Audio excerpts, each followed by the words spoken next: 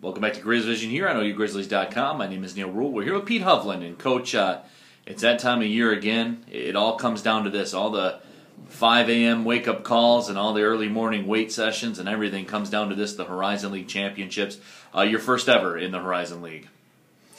Yeah, it's crazy, isn't it, to think that we could spend 5-6 months training to the extent that we do just for 4 days in February. But the 4 days are very, very special, and swimmers are used to it, and this is what their lives revolve around.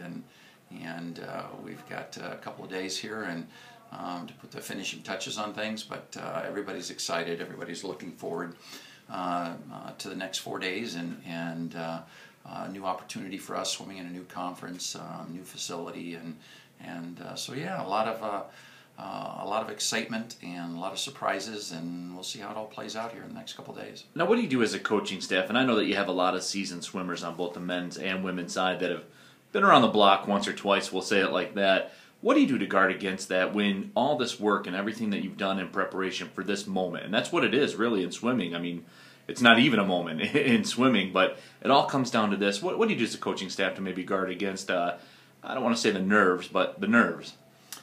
Well, I think that comes with it, and I think it's probably good. I think that, you know, you see swimmers all around the country right now swimming really fast these last 2 weekends, so I'm sure the excitement and the adrenaline is a big, big part of it. You hope our team is experienced and seasoned enough with good veteran leadership to make sure it's not overboard, that it's a controlled excitement. And I'm hoping as a staff and again as a seasoned team that's been through this a few times, that we'll be able to manage it and handle it in a positive manner and not let it get to us, or not let it have a negative effect on what we're trying to accomplish and what we're trying to do. Karen Tomichkova back from Orlando. She was down there swimming at the Grand Prix, heading up the women's side. We'll talk a little bit about the women's side first. What do you expect down there in Cleveland? Well, it's going to be a great meet. It's going to be a huge challenge.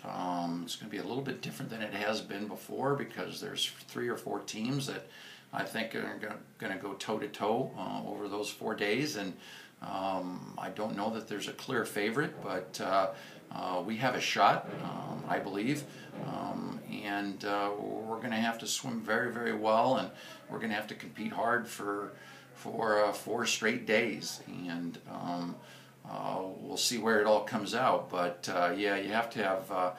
It's nice to have somebody like Karen that's swimming so well. She had a great meet in Orlando at the Grand Prix 2 weeks ago, and so she's kind of the leader of the team. And hopefully, as she goes, we go. And but a couple of the other teams in the conference have people like her.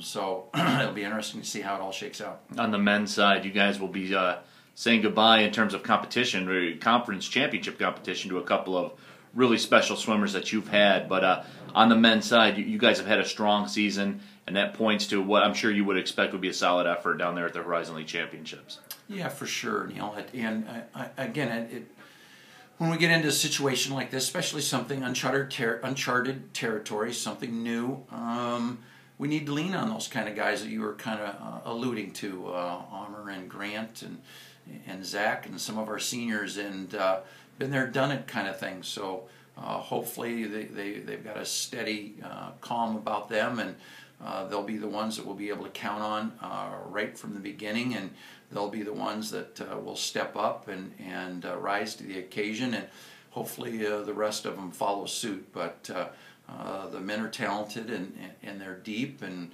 we've been tested numerous times this year with the competition that we've competed against, and we've done well. So I think there's a confidence going into the meet that the guys will carry with them, and we'll hopefully be able to use it to their advantage this week.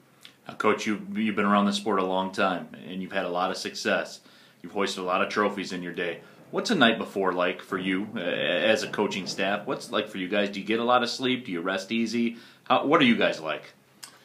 You know, it's a good question. I think this one will have a little added excitement to it because you know there's there's the unknown. We're in a new conference, swimming against different teams and different schools that we haven't competed against before. So, but I think it's a good excitement.